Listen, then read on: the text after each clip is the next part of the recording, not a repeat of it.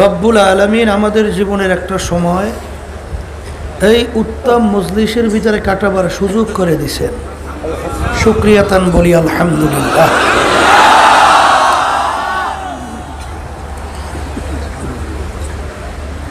আল্লাহ রাব্বুল আলামিন বান্দাকে মাফ করবে এরকম কোনো আমল বান্দার নাই, পায় না।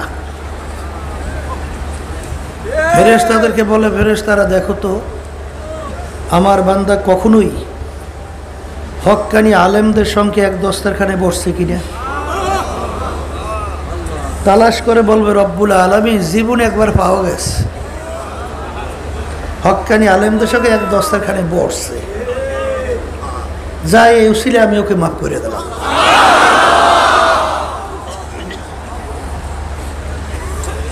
যেই ধানের ভিতরে চাউল, সেই ধানকে আমরা বলি ধান।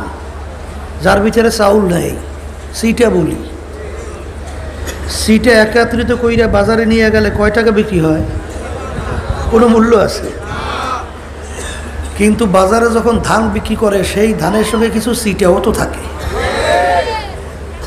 ওই ধান যে দামে বিক্রি হয় সিটা কিন্তু ওই দামেই বিক্রি হয়ে যায়।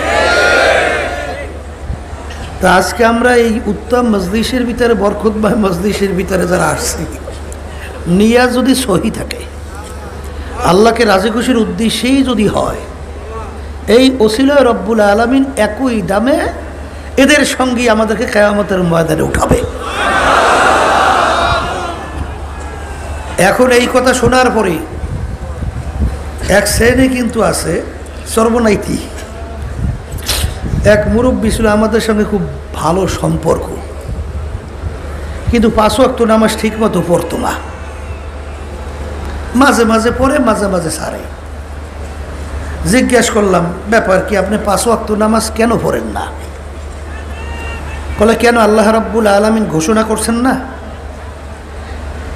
ইন্নাল্লাহ, না আল্লাহ রাব্বুল আলামিন গফুরুর রহিম।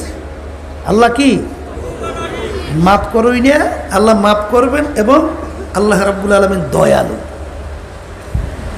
তাই সেই ঘোষণার দিকে তাকাই আছি, আল্লাহ মাফ করবেন এই আশাই। আমি বলছি আলহামদুলিল্লাহ, নিয়ত তো খারাপ না, ভালো। কিন্তু একটা কথা তো মনে রাখা লাগবে, মালিক কোন গোলামের প্রতি খুশি? যেই গোলাম মালিকের হুকুম অনুযায়ী চলে। মালিক গোলামকে বলে ডানে চলার জন্য, গোলাম যায় বামে। মালিক বলে বামে যাও, যায় ডাইনে।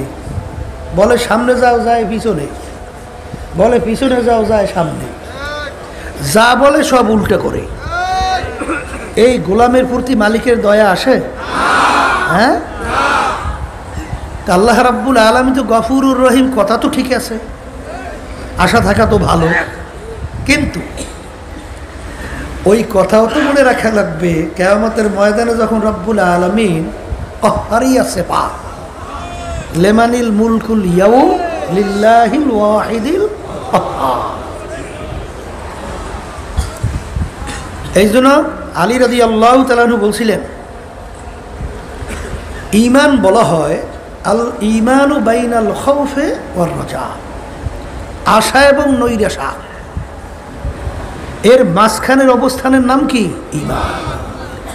আশাও যেরকম প্রবল থাকা লাগবে, ভয়ও সেভাবে প্রবল থাকা লাগবে। বলে তা কেমন? রব্বুল আলামিন গফুরুর রহিম ঘোষণা করছেন, কথা তো ঠিক আছে, কিন্তু রব্বুল আলামিন তো কোরআনুল কারীমের ভিতরে বলছেন ওয়ামা ইয়ামাল মিসকালা যাররাতিন শাররান ইয়ারা। যাররা পরিমাণ যদি তোমার গুনাহ থাকে, তার ফল তোমার ভোগ করা লাগবে। কথা ঠিক কিনা? তাহলে মালিক যদি ওই যাররা পরিমাণ গুনাহ ধরে বসে, তখন অবস্থা কি হবে? আলী রাদিয়াল্লাহু তাআলা আনহু কেমন বুক ভরা আশা এবং কেমন প্রবল শেষ পর্যায়ের ভয় তিনি বুঝাতে যাইয়া বলছিলেন, কিয়ামতের ময়দানে যদি এই ঘোষণা হয় আজকে সমস্ত লোক জাহান্নামী, একটা লোক বেহেশতি, আমার আল্লাহর রহমতের দিকে তাকালে সেই বুক ভরা আমার আশা সেই লোকটা আমি ওমরও হতে পারি। আশা কি আছে, আর আশা থাকতে পারে? আবার কিয়ামতের ময়দানে যদি এই ঘোষণা হয় সমস্ত লোক আজকে বেহেশতি, একটা লোক জাহান্নামী, আমার ভয় হয় সেই লোকটা আমি ওমরও হতে পারি। যেরকম বুক ভরা আশা সেরকম বুক ভরা ভয়, এর মাঝখানের অবস্থানের নাম কি? তা আশাও থাকা লাগবে, ভয়ও। এক শ্রেণী কিন্তু আছে শুধু আশার পাল্লায় ভারী করছে, ওদিকে যা শয়তানি আছে সবই করে, কথা বোঝেন নাই? আবার এক শ্রেণীর বের হইছে বলে হুজুর মুসলমানের সংখ্যাই বা কয়জন, অন্য বিজাতিদের কোনো শেষ নাই, ও মালিক এত গাই এমুকাই এ কয়জন, ও নাজা দিয়ে জান্নাতে নেবেই। এ আশা থাকা ভালো, কিন্তু আল্লাহ রাব্বুল আলামিন যে কোরআনুল কারীমে ঘোষণা করছেন কুল হুয়াল্লাহু আল্লাহুস সামাদ, আমার মালিক কি বলছেন? মালিক বলতেছেন আমি বেনিয়াজ বেপরোয়া। তাম দুনিয়ার সমস্ত মানুষ কিয়ামত পর্যন্ত যদি আমার শুকরিয়া আদায় করে আমার হুকুম অনুযায়ী চলো, ইবাদতে লিপ্ত থাকো, এক কথায় আমার হুকুম অনুযায়ী চলো, এতে আমার কোনো লাভ নাই। আর যদি কিয়ামত পর্যন্ত সমস্ত মানুষ সব আমার হুকুমের বিরুদ্ধাচারণ করো, না ফরমানি করো, এতেও আমার কোনো ক্ষতি নেই। আল্লাহর হুকুম অনুযায়ী চললে লাভও আপনার আমার, না চললে ক্ষতিও আপনার আমার, কথা ঠিক কিনা? হ্যাঁ, এক শ্রেণী বাজানরা তো আশার সাগরে ঝাঁপ দিয়েছে, আলহামদুলিল্লাহ ভালো, কিন্তু আল্লাহর বান্দারা, আল্লাহ রাব্বুল আলামিন 18,000 কম বেশি মাখলুকাত সৃষ্টি করছেন না? এর ভিতরে একটা মাখলুকের নাম মানুষ। কয়টা মাখলুক? আল্লাহ রাব্বুল আলামিন যে অন্য অন্য মাখলুকাত সৃষ্টি করছেন তার প্রতি বুঝি মালিকের কোনো মায়া নাই? বলেন বলেন না, সব মায়াই যে আপনার আমার উপরে।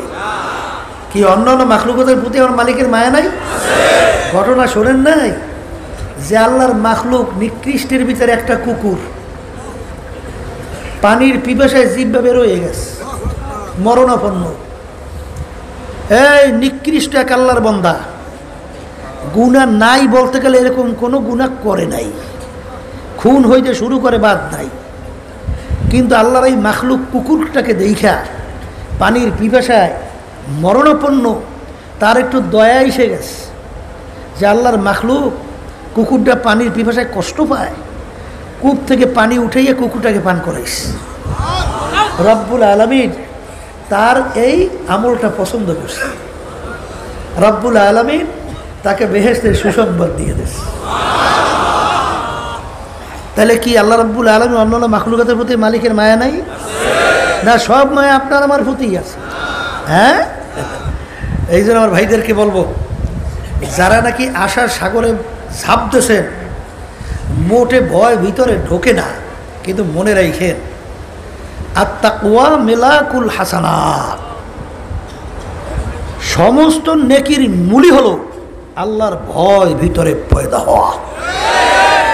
হাদিসের ভিতরে আল্লাহ রাসূল সাল্লাল্লাহু আলাইহি ওয়াসাল্লাম বলছেন, যার ভিতরে আল্লাহর ভয় পয়দা হবে তার আমল নামা থেকে নেকিগুলো এইভাবে ঝরে পড়বে না, গুনাহগুলো যেইভাবে গাছের পাতা শুকাইয়া গেলে গাছ ঝাঁকা দিলে যেরকম পাতাগুলো ঝরঝর করে পড়ে যায়, যার ভিতরে আল্লাহর ভয় পয়দা হবে তারও এইভাবে আমল নামা থেকে গুনাহগুলো ঝরে পড়ে যাবে।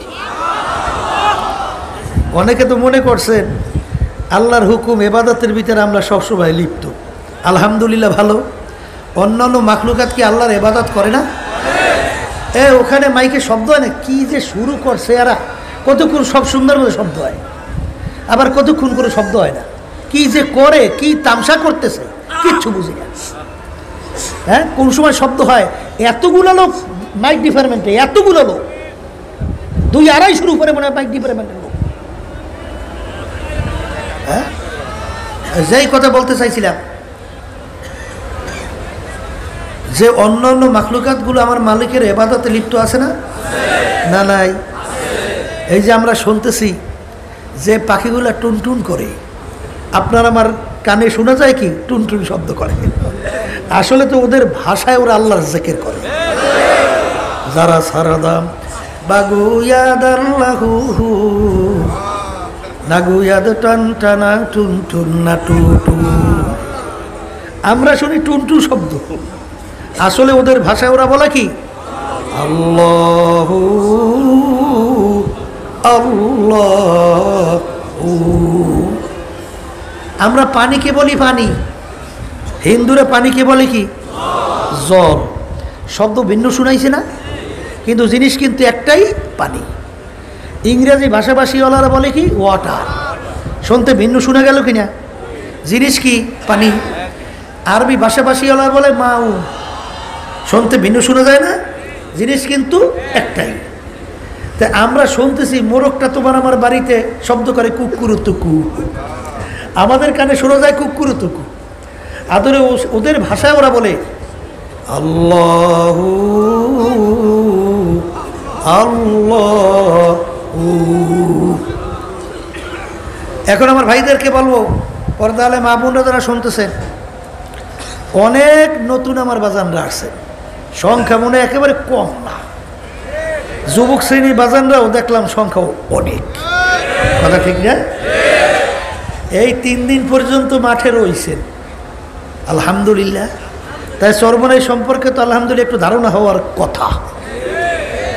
আজকেও দেখলাম যখন আমলের কিনা পরীক্ষা নেওয়া হইতেছিল, অনেকেও কেমন আমতা আমতা করে, দাড়ি রাখবে কি রাখবে না, জামা লম্বা গায়ে দেবে কি দেবে না, বিভিন্ন কায়দায় নামাজ 5 ওয়াক্ত জামার সঙ্গে পড়বে কি পড়বে না, এই পর্দা করবে কি করবে না, এরকম বিভিন্ন এখনো দ্বিধার মধ্যে অনেকে আছে।